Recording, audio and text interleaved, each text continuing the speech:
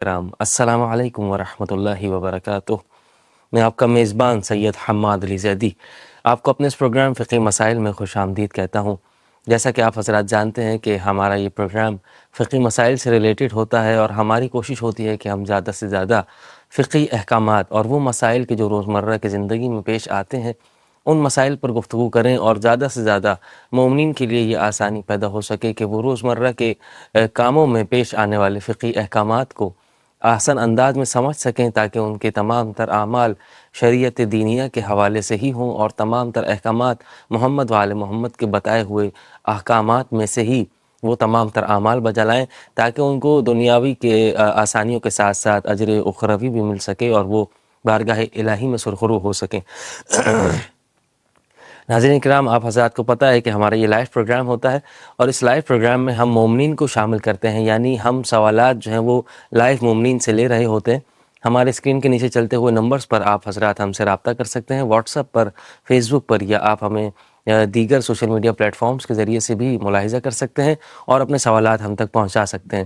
آپ ہمیں کال کرنا چاہیں تو کال کر سکتے ہیں، واٹس ایپ پہ وائس میسیج یا ٹیکسٹ میسیج کی صورت میں اپنے سوالات پہنچا سکتے ہیں۔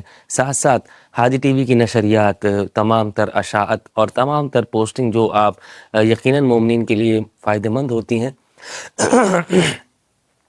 دیگر سوشل میڈیا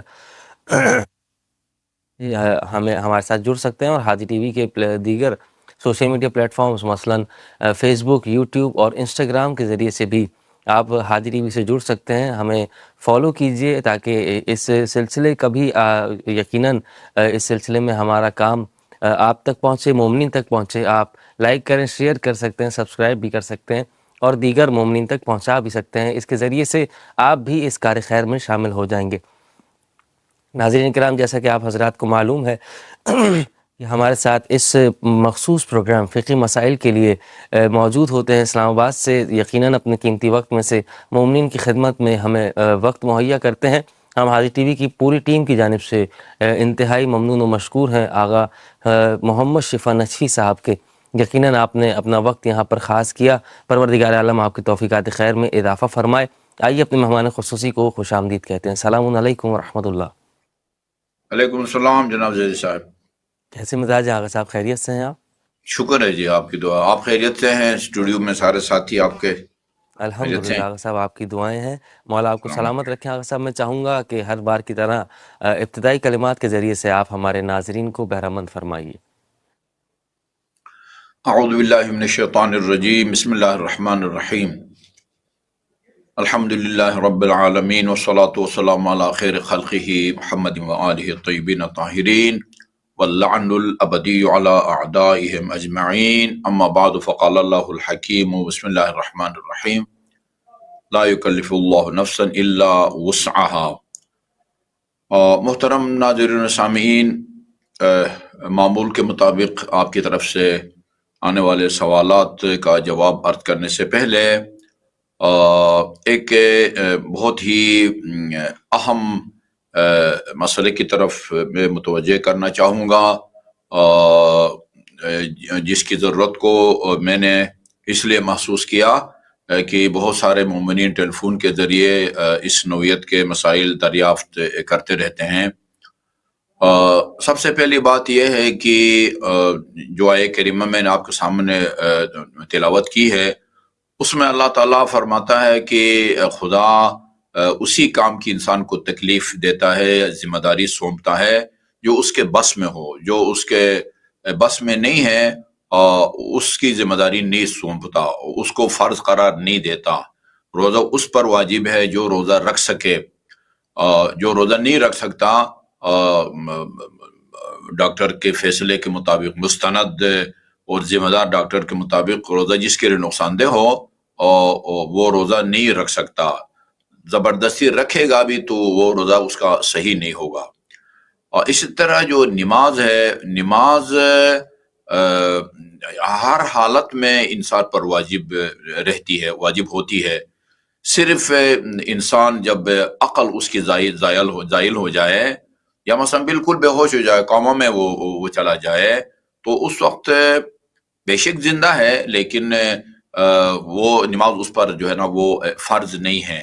لیکن جب تک کہ انسان جو ہے نا وہ اس کی عقل کام کرتی ہے، وہ نماز کسی صورت میں بھی ساقط نہیں ہوتی، یعنی جو وہ فرض رہتا ہے اور چھوٹ نہیں ہے، یعنی اللہ تعالیٰ کی طرف سے۔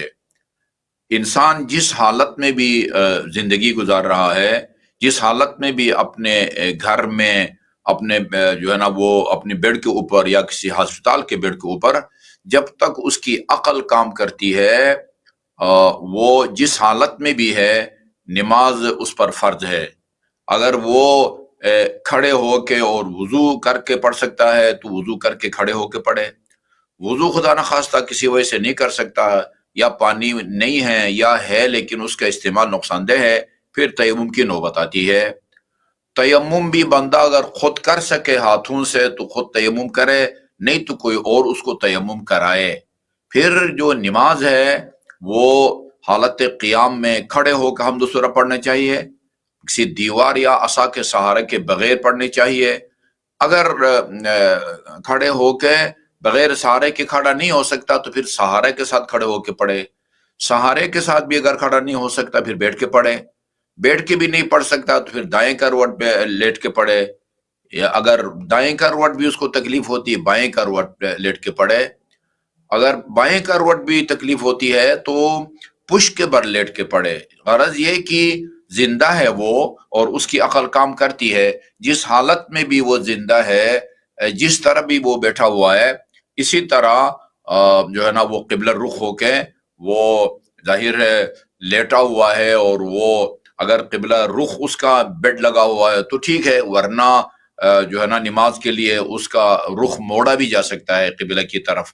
تو یہ بہت سارے ایسے جو ہے نا وہ مومنین کا مجھے پتہ چلا ہے کہ اچھا جی بس وہ ان کو فالج ہو گیا ہے اور وہ جو ہے نا نہیں پڑھ سکتے نماز، یا مثلا خدا نخواستہ کوئی پیشاب پاخانے کی تکلیف ہے، کنٹرول نہیں کر سکتا تو پھر وہ چھوڑ دیتے ہیں۔ ایسا کسی صورت میں بھی نماز مکمل طور پر جو ہے وہ ساقط نہیں ہوتی، یعنی چھوٹ نہیں ہے۔ جس حالت میں بھی آپ زندہ ہیں، اگر عقل کام کرتی ہے تو آپ نے نماز پڑھنا ہے۔ حتیٰ اگر ایک آدمی خدا نخواستہ سمندر میں غرق ہو رہا ہے اور پانی اس کو بہا کے لے جا رہا ہے، اور وہ متوجہ ہو کہ نماز کا وقت ہو گیا ہے، وہیں یعنی نیت کر لے نماز کی، پڑھ سکتا ہے تو پڑھے، اور وہی اسی نماز کو، عبادت کو اللہ تعالیٰ وہ قبول فرماتا ہے۔ اور اسی طرح جیسے میں نے اشارہ کیا ہے کہ پیشاب پاخانے کی تکلیف ہے، تو اب چونکہ وہ کنٹرول میں نہیں ہے، ہر وقت قطرے گرتے ہیں یا بڑا پیشاب، نعوذ باللہ، اللہ تعالیٰ سب کو اس طرح کی بیماریوں سے محفوظ رکھے، اور جن کو یہ شکایت ہے اللہ تعالیٰ اپنی قدرت کاملہ سے سب کو شفائے کامل اور عاجل عطا فرمائے۔ وہ آج کل ایک سہولت ہے، وہ پیمپر کی سہولت ہے، وہ باندھے، اور بے شک وہ گرتا رہے، وہ نجاست گرتی رہے، وہ پیمپر کے ساتھ جو ہے وہ نماز پڑھے۔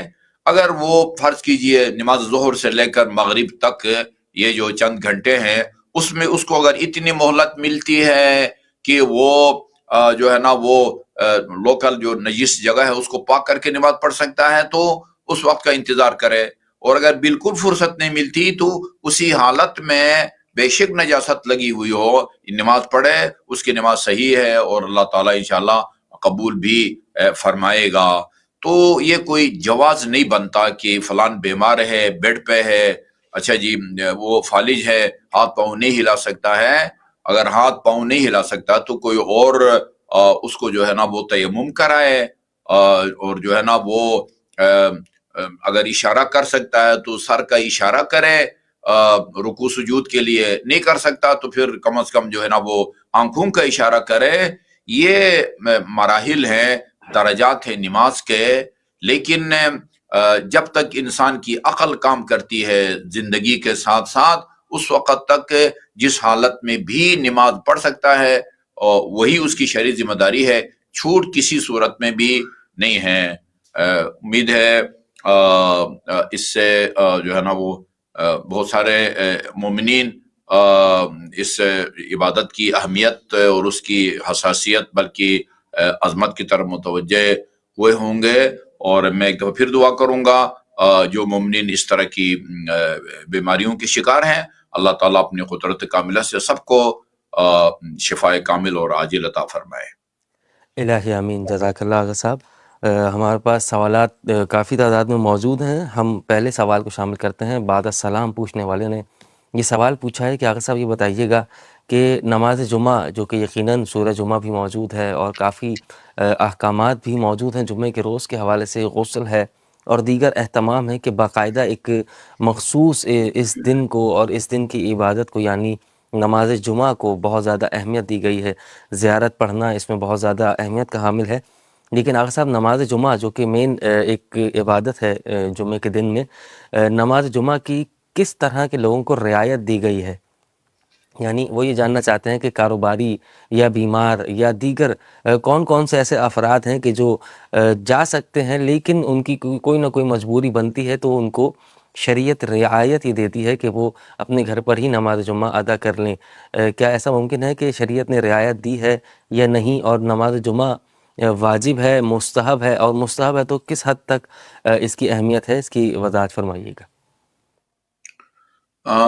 بہت اچھا سوال ہے جس کا جواب سب کو معلوم ہونا چاہیے۔ دیکھیں جی، واجب جو ہے وہ دو قسم کا ہوتا ہے۔ واجب کی کئی تقسیمیں ہیں۔ ایک تقسیم کے مطابق ایک واجب تعیینی ہے، دوسرا واجب وہ تخییری ہے۔ واجب تعیینی اس واجب کو کہتے ہیں جس کا کوئی متبادل نہیں ہے، جس کا کوئی متبادل نہیں ہے، آپ نے اسی کو آپ نے انجام دینا ہے۔ اس کے مقابلے میں ایک واجب تخییری ہے، اس کا مطلب یہ ہوتا ہے کہ آپ کو دو اعمال میں آپ کو اختیار دیا گیا ہے، چاہے اس کو بجا لائیں یہ واجب نہیں رہے گا، چاہے اس کو بجا لائیں یہ واجب نہیں رہے گا۔ جمعہ کے دن آج کے زمانے میں جب امام زمان عجل اللہ تعالی فرجہ الشریف کی غیبت کبریٰ کا زمانہ ہے، نماز جمعہ واجب اختیاری ہے۔ واجب اختیاری کا مطلب، واجب اختیاری بہت سارے احکام میں ہیں۔ مثال کے طور پر اگر ایک آدمی رمضان المبارک میں جان بوجھ کے ایک روزہ اگر نہیں رکھتا، ایک تو یہ ایک روزہ بعد میں قضا بجا لائے گا، اور اس کے علاوہ اس کو اختیار دیا جاتا ہے کہ کفارہ ادا کرے تین چیزوں میں سے ایک، یا غلام آزاد کرے جو کہ آج کل میسر نہیں ہے، یا 2 مہینے مسلسل روزے رکھے، 31 روزے رکھے، اس کے بعد بے شک فاصلہ ہو، یا جو ہے نا وہ فی روزہ 60 غریبوں کو کھانا کھلائے۔ ان تین چیزوں میں آپ کو اختیار ہے۔ اس کو کہتے ہیں یہ تین چیزیں واجب اختیاری ہیں، ان میں سے ایک کو بجا لائیں گے، باقی 2 واجب نہیں رہیں گے۔ جمعہ کے دن جو نماز جمعہ اور نماز ظہر یہ واجب تخییری ہیں، یعنی اگر آپ نماز جمعہ پڑھیں گے تو پھر البتہ اپنے مقررہ وقت میں، کیونکہ جمعہ کا جو وقت ہے وہ ظہر کی طرح اتنا لمبا نہیں ہے، جو ہے نا وہ زوال شرعی سے لے کر وہ 40 منٹ تک کے اندر اگر آپ دونوں خطبے ختم کر دیتے ہیں تو پھر بے شک آپ ظہر نہ پڑھیں، اور اگر یعنی پونے گھنٹہ لگتا ہے آپ کے خطبوں میں تو یہاں جمعہ بھی پڑھیں اور واجب احتیاط واجب کے طور پر نماز ظہر بھی پڑھیں، اس سے بھی وقت نکل جائے تو پھر آپ نے ظہر ہی پڑھنا ہے۔ یہ جو ہے نا نماز جمعہ کی اپنی جو ہے وہ حیثیت ہے۔ تو جب یہ دونوں واجب تخییری ہیں تو اگر ایک آدمی جا بھی سکتا ہے اور بغیر کسی مجبوری کے بھی اگر وہ جمعہ کے لیے نہیں جاتا تو اس نے کوئی گناہ نہیں کیا، کوئی حرام کام نہیں کیا، کیونکہ جمعہ کے دن 40 منٹ کے اندر آپ کو اختیار ہے، یا ظہر پڑھیں یا جمعہ پڑھیں، اس کو ہم واجب تخییری کہتے ہیں۔ لیکن اگر فرض کیجئے وہ ظہر کے بعد جو ہے وہ یعنی پونے گھنٹہ تک جو ہے نا وہ خطبے ختم نہیں ہوتے اور اس سے بھی دیر ہو جاتی ہے، پھر جو ہے وہ واجب تخییری نہیں رہے گا جمعہ، پھر جو ہے نا وہ نماز ظہر واجب تعینی ہو جائے گی. یہ ہے جی. باقی واجب تخیری ہے بشرطیک اس کا اپنے مقرر وقت میں انجام دیا جائے.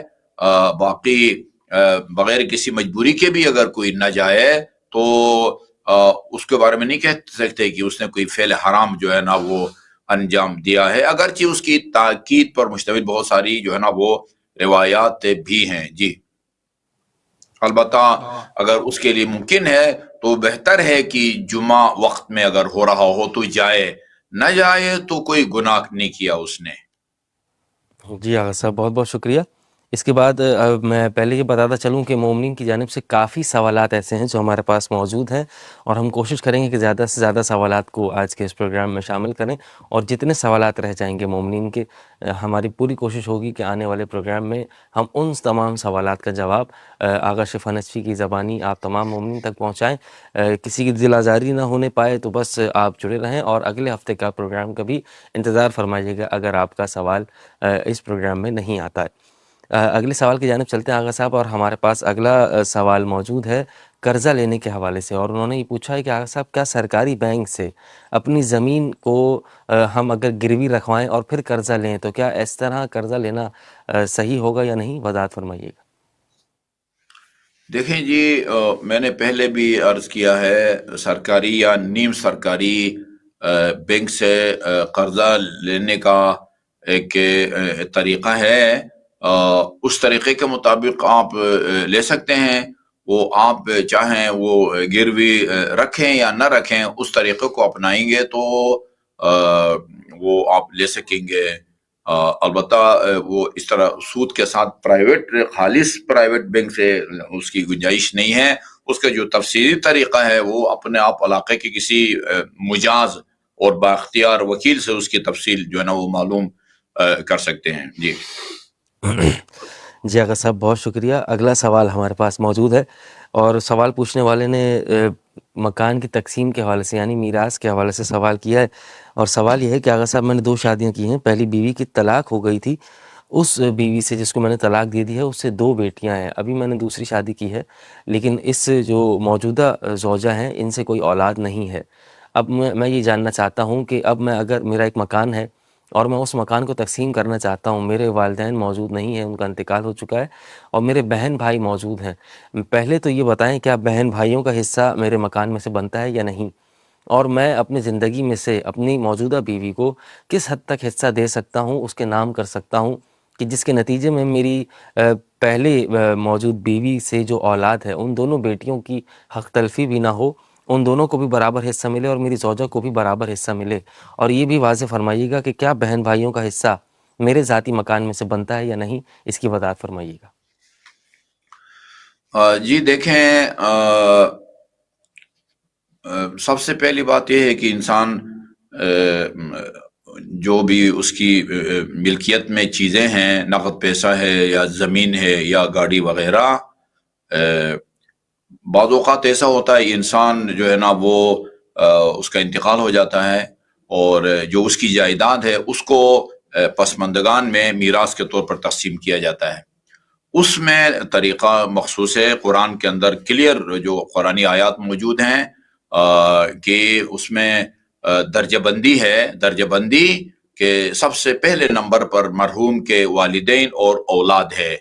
والدین اگر دونوں زندہ ہیں تو جائیداد میں سے ایک چھٹا حصہ والد اور ایک چھٹا حصہ والدہ کو ملتا ہے.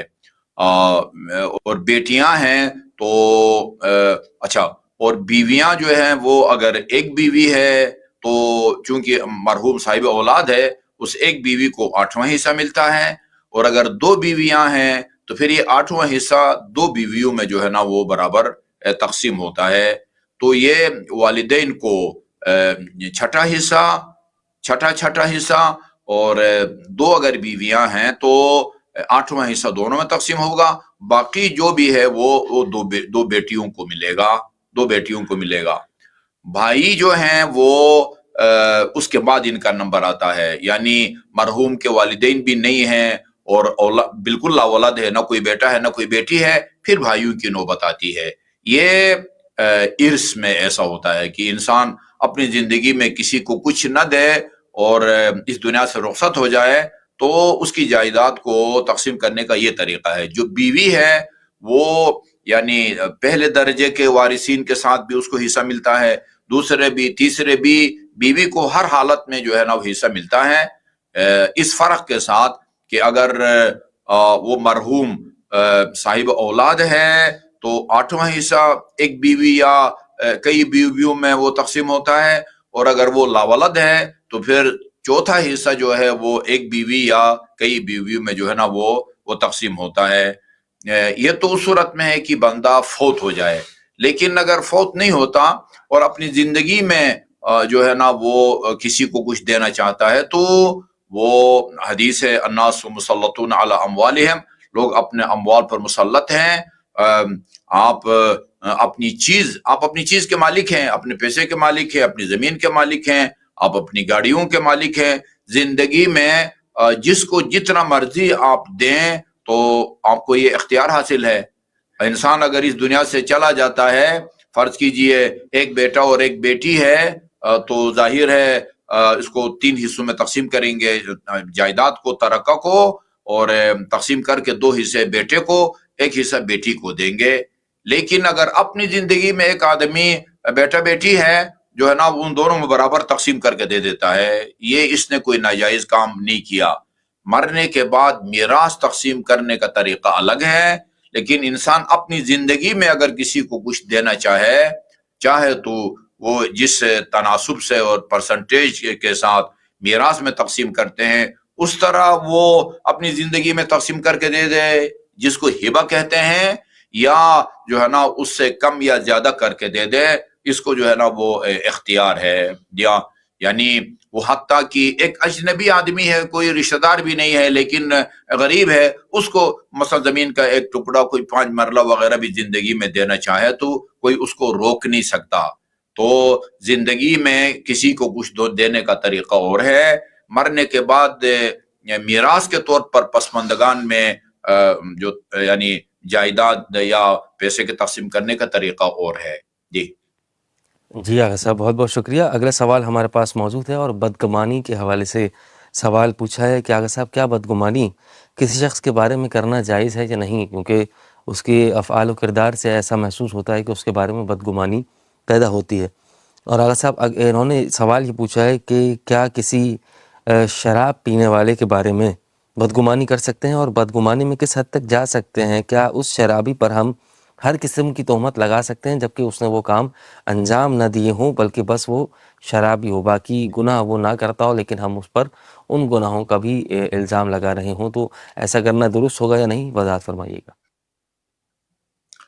یہ تو ہر عقل مند سمجھ سکتا ہے کہ یہ سراسر جو ہے نا وہ زیادتی ہے.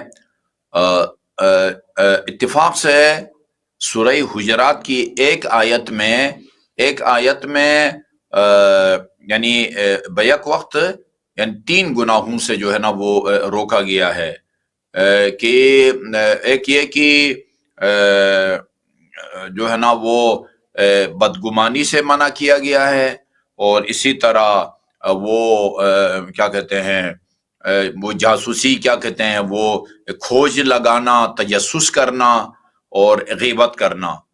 تو بدگمانی مت کرو، اور اسی طرح جو ہے نا وہ تجسس ولا تجسسو ہے، اور ولا یغتب بعضکم بعضا، اور اس میں ہے کہ ان بعض الظن فاجتنبوا کثیرا من الظن ان بعض الظن اثم ولا تجسسوا ولا یغتب بعضکم بعضا ایحب احدکم ان یاکل لحم اخیہ میتا فکرہتموہ. یہ آیہ کریمہ ہے کہ بہت سارے گمان ایسے ہیں کہ جن سے تمہیں بچنا چاہیے، تم کو اجتناب کرنا چاہیے، گریز کرنا چاہیے.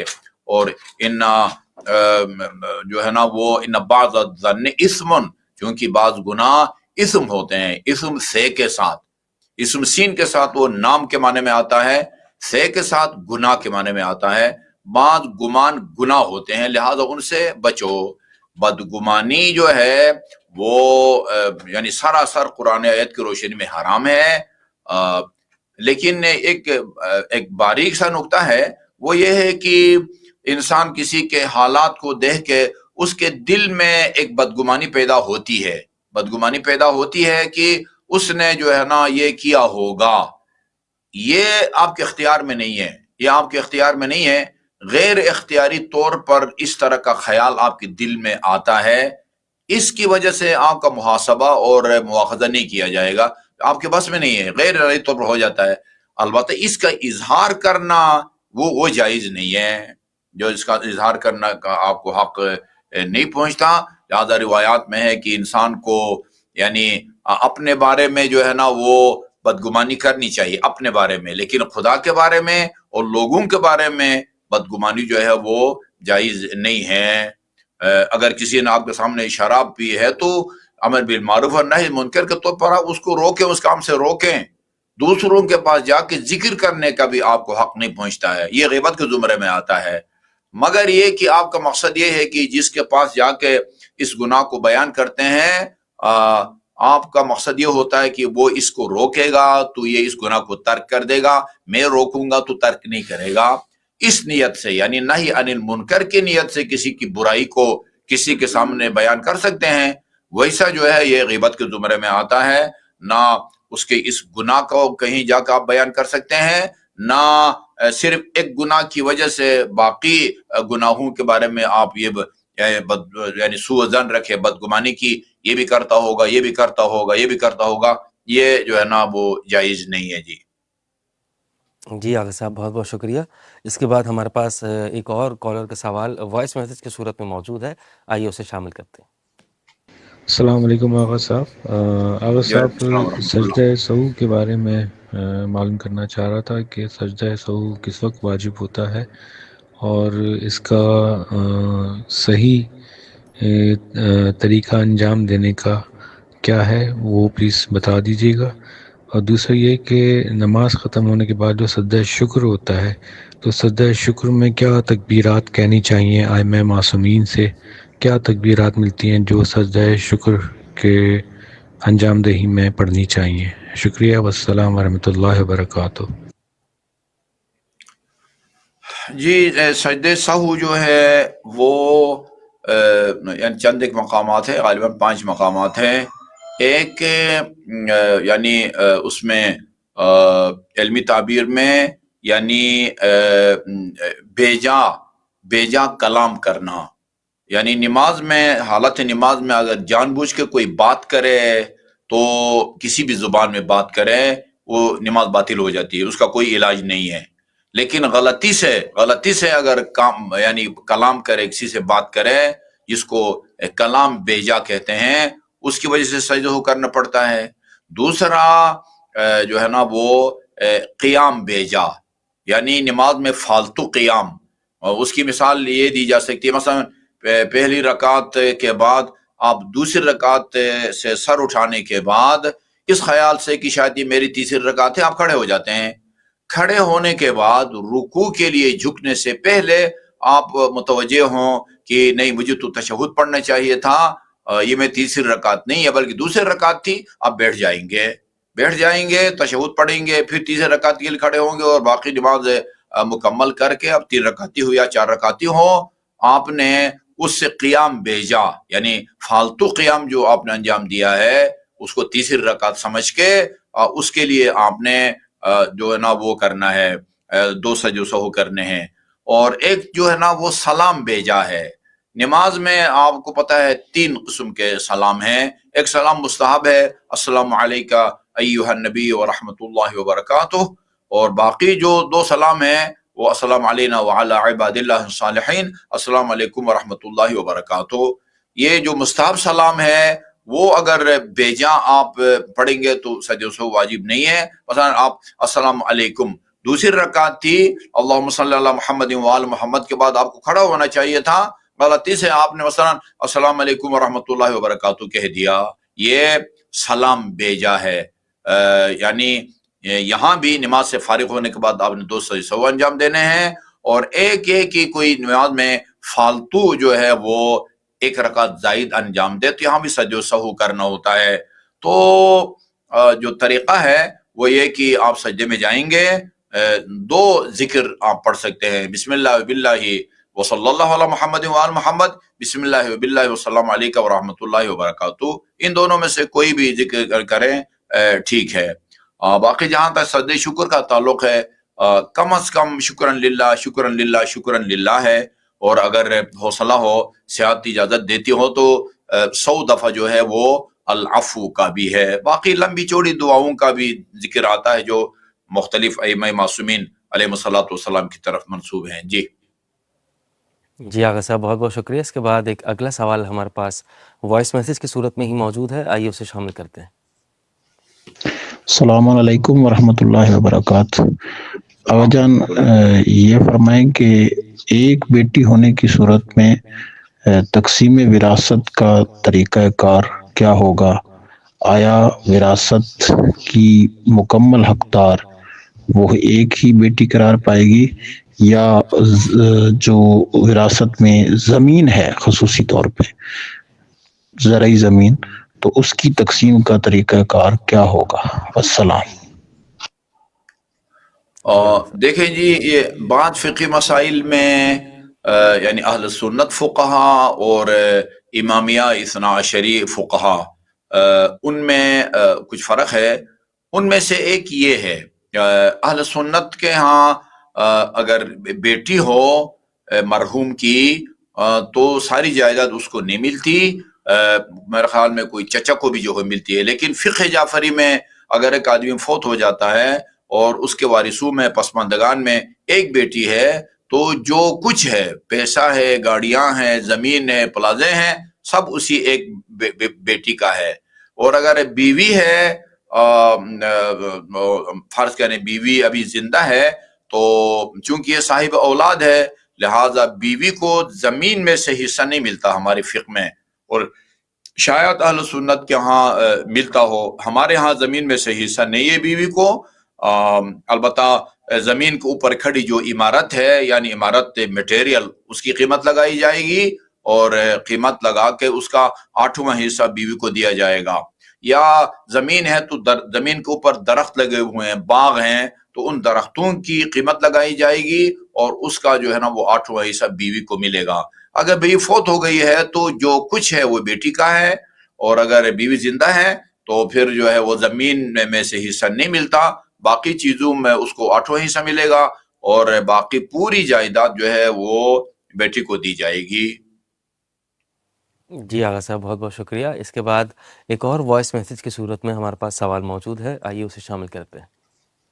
اور ایک چھوٹی سی سجیشن تھی میری، ابھی آپ نے سود کے متعلق ایک ویڈیو لوگوں نے پوچھا تھا، تو شاید اس پہ آپ نے علامہ صاحب سے ویو لیے، اور نیچے کمنٹس میں اگر آپ دیکھیں نا، تو انہوں نے پوچھا کسی بندے نے کہ انفلیشن جو ہے، افراط زر جو ہے وہ بڑھتی رہتی ہے ہر سال، تو جو پروفٹ بینک سے آتا ہے وہ بیسیکلی تو ہمارا لاس کی مد میں چلا جاتا ہے، کہ اگر انفلیشن 25% اور پروفٹ 16% آ رہا ہے تو ہماری رقم پہ تو 9% جو ہے وہ خسارہ ہی ہے۔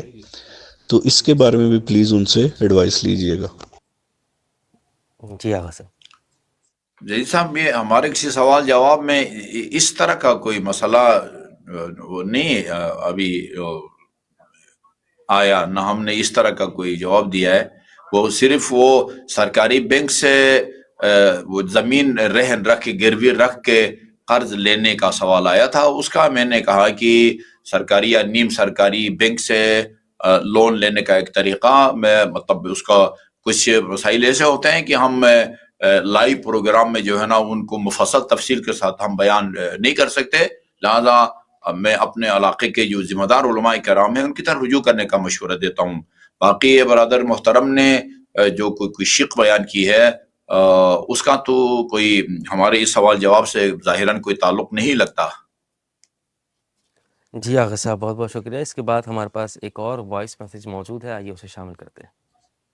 السلام علیکم سر، وعلیکم میرا السلام سوال یہ ہے علامہ صاحب سے کہ لوگ گلے میں ایت الکرسی یا دوسرا کوئی ایت گلے میں ڈال دیتے ہیں، یہ بغیر وضو کے ڈالنا ٹھیک درست ہے یا غلط ہے؟ ہر وقت یا جیب میں رکھنا کیسا ہے؟ اگر غلط ہے تو ہم نہ رکھیں جیب میں مقدس اوراق، اور گلے میں بھی نہ ڈالیں بغیر وضو کے۔ اگر ٹھیک ہے تو ہم گلے میں بھی ڈال سکتے ہیں یا جیب میں جیسے پرس میں رکھ سکتے ہیں یا نہیں، اس کا جواب چاہیے، آپ کی مہربانی۔ جی آغا صاحب۔ دیکھیں جی، جو قرآنی آیات ہیں، اللہ کا نام ہے یا استحباب کے طور پر مئی معصومین کے نام، آپ بغیر وضو کے قرآنی آیات کو چھو نہیں سکتے، بغیر وضو کے لفظ اللہ کو چھو نہیں سکتے۔ حتیٰ قرآن کے اندر جہاں پر ابلیس لکھا ہوا ہے نا جی، قرآن کے اندر اس لفظ کو بغیر وضو کے آپ نہیں چھو سکتے، ابلیس یا فرعون۔ لیکن الگ سے آپ لکھیں، ابلیس لکھیں اور اس کے اوپر پاؤں بھی رکھیں تو کوئی مسئلہ نہیں ہوتا۔ تو قرآن کا کوئی بھی لفظ ہو، کسی محترم شخصیت کا نام ہو یا کسی جو ہے نا وہ منحوس کا نام ہو، قرآن کے جو الفاظ ہیں ان کو آپ ہاتھ نہیں لگا سکتے۔ لیکن بغیر وضو کے ان کو اٹھانے میں میں بھی بہت سارے مومنین کو جب وہ کہتے ہیں کہ ہمیں تعویذ بنا کے دے، میں مثلا بنا کے دیتا ہوں، معوذتین لکھ کے دیتا ہوں، قل اعوذ برب الفلق من شر ما خلق تا آخر، اسی طرح قل اعوذ برب الناس یہ تا آخر، جن کو معوذتین کہا جاتا ہے، میں اس میں آیے شفا لکھتا ہوں، وَنُنَزِّلُ مِنَ الْقُرْآنِ مَا هُوَ شِفَاءٌ وَرَحْمَةٌ لِّلْمُؤْمِنِينَ وَلَا يَزِيدُ الظَّالِمِينَ إِلَّا خَسَارًا۔ اسی طرح وہ آیے کریمہ جو کہ نظر بد کے لیے مفید ہے، وہ سورہ نون والقلم کی جو ہے نا وہ آخر سے پہلے کی 2 آیتیں ہیں، وَإِن يَكَادُ الَّذِينَ كَفَرُوا لَيُزْلِقُونَكَ بِأَبْصَارِهِمْ لَمَّا سَمِعُوا الذِّكْرَ وَيَقُولُونَ إِنَّهُ لَمَجْنُونٌ وَمَا هُوَ إِلَّا ذِكْرٌ لِّلْعَالَمِينَ۔ یہ معوذتین، آیے شفا اور یہ آیے کریمہ، یہ میں خود اس کی تعویذ بنا کے لوگوں کو دیتا ہوں، آپ گلے میں ڈالیں یا جو ہے نا وہ بازو میں باندھ دیں۔ بغیر وضو کے باندھنے میں کوئی حرج نہیں ہے، جو حرام ہے یا جائز نہیں ہے وہ بغیر وضو کو قرآنی الفاظ کو ہاتھ لگانا جو ہے نا وہ ناجائز ہے۔ اسی طرح آپ بغیر وضو کے قرآن کی تلاوت کر سکتے ہیں، قرآن کی تلاوت کر سکتے ہیں، لیکن ہاتھ لگانا جو ہے وہ جائز نہیں ہے۔ جی آغا صاحب، بہت بہت شکریہ۔ اس کے بعد ہمارے پاس اگلا سوال موجود ہے، اور پوچھنے والے نے بعد السلام یہ پوچھا ہے کہ آغا صاحب، میرے والد صاحب مرحوم نے اپنی ایک زمین بیچی تھی، اور اپنی زندگی میں ہی وہ زمین بیچ کر وہ ہم تمام بہن بھائیوں میں برابر کا حصہ تقسیم کر کے اس دنیا سے رخصت ہو گئے۔ لیکن جو حصہ مجھے ملا تھا، میں نے اس وقت، کیونکہ میری شادی نہیں تھی اور میرا کوئی خاص خرچہ نہیں تھا، تو میں نے اسی وقت اپنا جو پیسہ مجھے ملا تھا حصے کا، اس سے میں نے ایک زمین خریدی تھی، پلاٹ خریدا تھا، اور اس پلاٹ پر کچھ عمارت بنی ہوئی تھی، یعنی عمارت کا کچھ حصہ بنا ہوا تھا چھت کے بغیر، اس میں باؤنڈری وال تھی اور اندر کی دیواریں سب بنی ہوئی تھی، اور زمین جو ہے وہ ہموار کی ہوئی تھی مکان کے لیے۔ تو آغا صاحب، اب میں یہ پوچھنا چاہتا ہوں، کیونکہ یہ اگر میراث کے حصے میں آئے گا، یا جو حصہ والد صاحب نے زندگی میں ہی تحفتاً سب میں برابر کا تقسیم کیا تھا وہ اس کے زمرے میں آئے گا، تو اس پر سال گزرنے کے بعد آیت اللہ سستانی کے فتوے کے مطابق خمس واجب ہوگا یا نہیں؟ اس زمین پر جو میں نے زمین خریدی ہے اپنے مال سے، اس پر میں خمس دوں گا یا نہیں؟ اس کی وضاحت فرمائیے گا۔ دیکھیں جی، زمین آپ کو یعنی جو زمین تھی اس کا پیسہ آپ کو دیا گیا تھا، تو زندگی میں وہ آپ کو جو دیا ہے وہ ارث شمار نہیں ہوتا۔ انسان کے فوت ہو جانے کے بعد جو جائیداد اولاد میں تقسیم ہوتی ہے وہ ارث یا میراث ہے۔ اس کا حکم یہ ہے کہ اس میں خمس نہیں ہے، وہ سال بھر پڑی بھی رہے تو میراث میں خمس جو ہے نا وہ نہیں ہے۔ لیکن اگر کوئی کسی کو ہدیہ دیتا ہے، ہدیہ، تو وہ اگر آپ کے پاس سال پڑا رہے تو اگر رہبر معظم کے نزدیک ہدیہ میں نہیں ہے، یعنی ایک آدمی نے آپ کو وہ جو ہے نا وہ سوٹ کا کپڑا دیا ہے، سال بھر پڑا رہے، آپ اس کو نہ سلائیں، تو اگر رہبر کے نزدیک اس میں وہ نہیں ہے، خمس نہیں ہے۔ لیکن آغا سستانی کے نزدیک ہدیہ اگر سال بھر آپ کے پاس پڑا رہے تو اس میں خمس واجب ہوتا ہے۔ تو جو زندگی میں تقسیم کیا ہے وہ اس پر میراث کا عنوان جو ہے نا اس کیٹیگری میں یا زمرے میں نہیں آتا، وہ زندگی میں دیا ہے تو ہدیہ کے میں ہوگا۔ تو یہ ہے کہ اگر وہ سال بھر پڑا رہے، اگر اس سے آپ نے لیا ہے اور وہ آپ کی ضرورت تھی، مکان کے لیے ضرورت تھی، آپ نے اس کو خریدا ہے، پھر بھی جو ہے نا وہ اس میں خمس نہیں ہے۔ جی آغا صاحب بہت بہت شکریہ۔ اس کے بعد ہمارے پاس اگلا سوال ہے، اور آغا صاحب سوال پوچھنے والے نے نماز کے حوالے سے پوچھا ہے بعد السلام کہ آغا صاحب ہم نماز میں دوسری اور تیسری رکعت میں تسبیحات اربع پڑھتے ہیں، یعنی ہم جو ذکر کرتے ہیں تیسری چوتھی بھی تیسری اور چوتھی رکعت میں، معذرت، تیسری چوتھی رکعت میں ہم یہ جو ذکر کرتے ہیں، ہم اس سے پہلے بسم اللہ پڑھیں یا نہ پڑھیں؟ اگر ہم پڑھتے ہیں تو کوئی مسئلہ ہے یا نہیں، اور اگر نہیں پڑھتے تو کیوں نہیں پڑھا جاتا؟ نماز باجماعت میں بھی نہیں پڑھا جاتا، یہ کیوں نہیں بسم اللہ پڑھی جاتی؟ اس کی وضاحت فرمائیے گا۔ دیکھیں جی، یہ میں مسئلہ پہلے بھی بیان کر چکا ہوں، بڑا اہم ہے اور فائدہ مند مسئلہ ہے کہ نماز میں جو مقررہ اذکار ہیں، حمد و سورہ ہے، ذکر رکوع ہے، ذکر سجدہ ہے، دعائے قنوت ہے، وغیرہ وغیرہ، تو یعنی ان کے علاوہ 3 قسم کے جو ہے نا وہ ذکر ان کی اجازت دی گئی ہے نماز کی کسی بھی حالت میں، قیام میں، رکوع میں، سجدے میں۔ ایک قرآن کی کسی آیت کو آپ پڑھیں، مثلا نماز میں رکوع میں سبحان ربی العظیم و بحمدہ اللہم صلی اللہ محمد و آل محمد کے بعد یہ آیت پڑھ دیں، ان اللہ علی کل شیء قدیر، اس سے نماز آپ کی باطل نہیں ہوگی۔ البتہ اس نیت سے نہ پڑھیں کہ پڑھنے کا حکم ہے، وہ بدعت ہے، یعنی وہ اب ایک چیز جس کا حکم نہیں ہے آپ اس کو حکم خدا سمجھیں، اس نیت سے نہیں۔ ویسے ہی قرآن کی آیت یا دعا پڑھیں، دعا رکوع کے دوران جو ہے نا مثلا عام طور پر نہیں پڑھتے ہیں، لیکن اللہم اغفر لی پڑھتے ہیں، آپ دعا ہے خدا مجھے بخش دے۔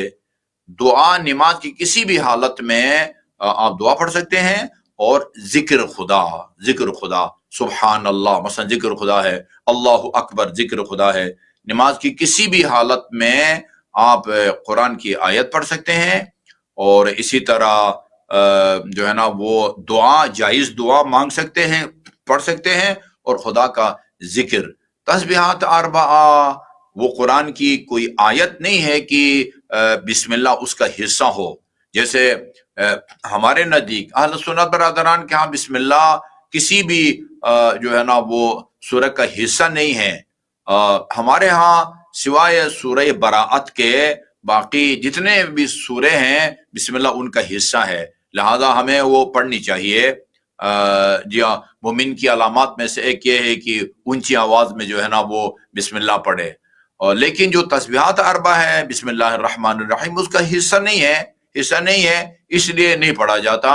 اگر کوئی پڑھے تو کوئی حرج نہیں ہے، البتہ اس نیت سے نہ پڑھے کہ تسبیحات اربعہ سے پہلے بسم اللہ پڑھنے کا حکم ہے، واجب ہے، جس طرح سورہ فاتحہ کے شروع میں یا سورہ قل هو اللہ یا سورہ قدر یا کوثر کے شروع میں بسم اللہ پڑھنا ہے۔ تو یہ احکام جو ہیں توقیفی ہیں، جس طرح کا آرڈر ملا ہے اس کے مطابق جو ہے نا وہ اعمال کو بجا لایا جاتا ہے۔ تو بسم اللہ جو ہے وہ تسبیحات اربعہ میں ہم اس لیے نہیں پڑھتے کہ اس کا حصہ نہیں ہے، یعنی سورہ الحمد کی طرح یا دیگر سوروں کی طرح۔ جی آغا صاحب بہت بہت شکریہ۔ اس کے بعد ہمارے پاس اگلا سوال ہے، اور سوال پوچھنے والے نے یہ بولا ہے کہ آغا صاحب بعد السلام، میرے والد صاحب 8 سے 9 دن تک شدید مریض رہے، ہسپتال میں ایڈمٹ رہے، اور اس کے بعد ان کا انتقال ہو گیا۔ دوران بیماری میں نے نجف اشرف سے، تمام مقامات مقدسہ سے ان کے لیے تبرکات منگوائے، کپڑے منگوائے، اور وہ ان کے ہاتھوں میں باندھے۔ میں نے نیتیں مانی، منتیں مرادیں مانی ان کی شفا یابی کے لیے۔ میں نے یہ منت مانی کہ میں ہر سال مجلس اعزا کروں گا، مولا عباس کی نظر دلاؤں گا، بی بی سکینہ سلام اللہ علیہا کی نظر دلاؤں گا اور مجلس کروں گا، اور تمام تر چیزیں میں نے پانی منگوائے، آب زمزم منگوایا، اور دیگر مقامات مقدسہ کے تبرکات سے ان کو ان کو پلایا بھی، ان کے ہاتھوں میں بھی کپڑے باندھے، اور بڑی منت مرادیں مانی، لیکن ان سب کے باوجود بھی وہ شفا یاب نہ ہو سکے اور ان کا انتقال ہو گیا۔ سوال یہ ہے کہ آغا صاحب جو کچھ میں نے اس دوران کیا ہے اس کا ثواب میرے والد مرحوم کی روح کو پہنچا ہے یا نہیں، اور جو میں نے منت مانی تھی کہ اگر وہ شفا یاب ہو جاتے تو میں مجلس کروں گا، لیکن وہ مجلس کرنے کا ارادہ میرا ابھی بھی ہے، تو کیا اس کا ایصال ثواب کی نیت سے میں اس منت کو تبدیل کر سکتا ہوں، یا وہ منت کوئی حیثیت رکھتی ہے کہ نہیں؟ اس کی وضاحت فرمائیے۔ دیکھیں جی، ثواب تو انسان کی نیت پر منحصر ہے. یعنی میں اکثر مجالس میں بیان کرتا ہوں، یہ جو 5 وقت کی نماز جو آپ پڑھتے ہیں، 5 وقت کی نماز، 5 وقت کی نماز جب آپ پڑھتے ہیں تو آپ کا فرض ادا ہوتا ہے، کسی اور کا فرض ادا نہیں ہوتا. جب آپ اپنی نماز پڑھیں گے تو صرف آپ کا فرض ادا ہوگا، کسی اور کا فرض ادا نہیں ہوگا. آپ کے گناہ بخشے جائیں گے. اس کے علاوہ آپ کو اس 5 وقت کی نماز کا ایک اضافی ثواب بھی ملتا ہے. وہ اضافی ثواب آپ اپنے والدین کو ہدیہ کر سکتے ہیں.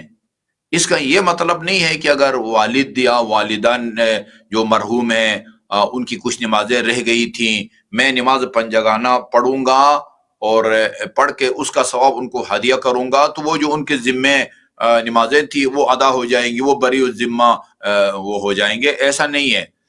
حتیٰ آپ 5 وقت کی نماز بھی پڑھ کے اس کا ثواب جس کو ہدیہ کریں گے اس کو ملتا ہے، یا نماز تہجد کا ثواب کسی کو ہدیہ کرتے ہیں، کسی غریب کی مدد کر کے اس کا ثواب جس کی نیت کریں گے اللہ تعالیٰ اس کو دیتا ہے. نیت پر منحصر ہے. تو آپ نے اگر والد صاحب کی بیماری کے دوران وہ ایک کار خیر کیا ہے تو آپ نے وہ ثواب کی نیت نہیں کی ہے، ایک مقدس کام کیا ہے آپ نے. آپ کو ضرور اجر ملے گا کہ والد کی صحت یابی کے لیے آپ نے یہ کام کیے ہیں، یہ کار خیر ہے. باقی وہ والد صاحب کی جہاں تک وہ منت وغیرہ کا ہے، میں ایک جرنل بات کرنا چاہوں گا، اور وہ یہ ہے کہ منت جسے ہم کہتے ہیں یہاں پاکستان میں بر صغیر میں، عربی میں اس کو نظر کہتے ہیں، نون زال اور رے. قرآن میں بھی اس کا ذکر آیا ہے. حسن اور حسین علیہ الصلوۃ جب بیمار ہوئے تو اہل بیت اطہار نے نظر مانی، اگر خدا نے شفا دی تو ہم 3 دن روزہ رکھیں گے. اور پھر رکھا انہوں نے. پھر افطار کے موقع پر اسیر آیا اور مسکین آیا اور یتیم آیا تو وہ افطار کا سامان اس کو دے دیا. وہ سورہ دہر نازل ہوا. تو یہ قرآن میں بھی یوفون بالنذر، وہ اپنے نظر کو پورا کرتے ہیں. تو یہ نظر اس صورت میں اس کی شرعی حیثیت ہوتی ہے، نظر پر عمل کرنا واجب ہوتا ہے. مخالفت کی صورت میں کفارہ بھی دینا پڑتا ہے جب آپ اللہ کا نام لے کے نظر کریں. ایسے ہی آپ نے دل میں نیت کر لی ہے تو وہ شرعی نظر نہیں ہے، نہ اس پر عمل کرنا واجب ہے، نہ اس کی مخالفت میں کوئی کفارہ ہے. ہمارے اکثر جو نظر ہیں یا منتیں جو مانی جاتی ہیں، اللہ کا نام لے کے اس طرح باقاعدہ طور پر جو ہے نا وہ نظر نہیں کرتے ہیں، صرف دل میں نیت کرتے ہیں. وہ دل میں نیت کی وجہ سے اس نظر پر عمل کرنا واجب نہیں ہو جاتا. البتہ ان کی اصالہ ثواب کے لیے مجلس کا منعقد کرنا یہ ایک مستحسن کام ہے، آپ نے نظر مانی ہو یا نہ مانی ہو. جی آغا صاحب بہت شکریہ. ایک آخری سوال دامن وقت کو مد نظر رکھتے ہوئے آخری سوال ہے اور اس کا مختصر سا جواب آپ عنایت کریں گے. یقیناً آغا صاحب سوال پوچھنے والے نے وضو کے حوالے سے یہ پوچھا ہے کہ آغا صاحب جب ہم وضو کرتے ہیں تو سردیوں کے موسم میں جرابیں عموماً پہنی ہوتی ہیں اور آخر میں ہم پیروں کا مسح کرتے ہیں، اور اکثر ایسا ہوتا ہے کہ جلد بازی میں یا بے دہانی میں وضو سے پہلے جرابیں اتارنا بھول جاتے ہیں. اب سر کا مسح کر چکے، اب جو پیروں کا مسح کرنا ہے تو ہم پہلے جراب اتارتے ہیں پھر مسح کرتے ہیں. اور اگر اس دوران ہمارا ہاتھ خشک ہو جائے یا ہمارے ہاتھ کا پانی ختم ہو جائے تو ہم چہرے سے پانی لے سکتے ہیں یا نہیں، یا اس کا کیا طریقہ کار ہے کہ اگر ہمیں جرابیں درمیان وضو اتارنی پڑیں تو؟ جی آغا صاحب.